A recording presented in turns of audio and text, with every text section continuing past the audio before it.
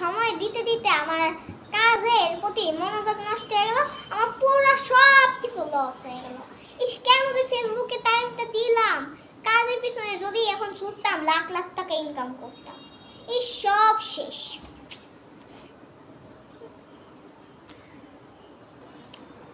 আবার কি আসলো?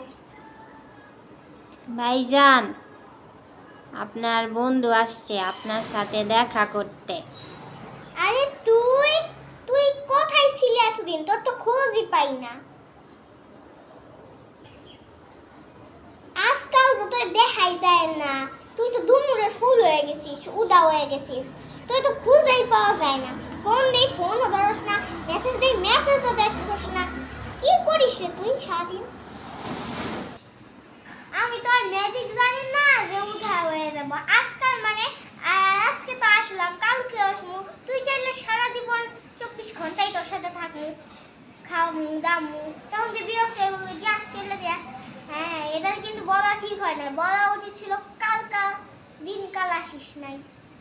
আর আমি ম্যাজিক জানি যে খালি কোথাও হয়ে যাবো। কি যে কথা কস, কিছু বুঝি না তোর কথা। ব্যবসা শুরু করলাম 2 মাস হয়েছে। মানুষের পিছনে কিন্তু ঘুরতে হয়, যত মানুষ কি খালি ফাঁকি দেয়। আজকালকার মানুষ এরকম খালি ফাঁকি দেয়, মানুষের পিছন পিছন ঘুরতে হয়। তাই আর তোর সাথে দেখা করতে পারিনি। অনেক ইনকাম হয়েছে, লসও হয়েছে, কারণ এরা ফাঁকি দিলে আমি আর কি করবো? কার পিছন পিছন এত খোলা যায় না। তোর তো অনেক শান্তি, খালি বসে বসে ফেসবুক চালাস, ভিডিও বানাস। ইনকাম কত হয়েছে তোর? মনে হয় বেশি হয়েছে। আর আমার যে কি কাহিল অবস্থা তো হয়ে গেছে কাহিল। মনে হয় কিছুদিন পর হাসপাতালে পড়তে। তুই তো বন্ধু অনেক পরিশ্রম করতেছিস, অনেক কষ্টে আসছিস।